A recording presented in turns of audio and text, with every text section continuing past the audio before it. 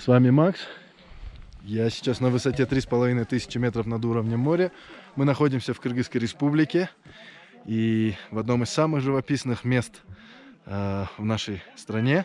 И посмотрите, оцените сами. Это озеро Кельсу. Высокогорное озеро. Очень красивое. Образуется за счет таяния ледников. Зеленоватая вода. Светло-бирюзовая даже. Посмотрите на эти скалы. Там вот кто-то в палатках здесь ночевал. И сейчас пик сезона у нас, август. Очень много народу.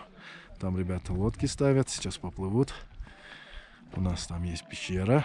Также у нас есть видео, когда здесь не было воды. Кельсу переводится как приходящая вода. Приезжайте в Кыргызстан. Добро пожаловать на Кельсу. Всем пока.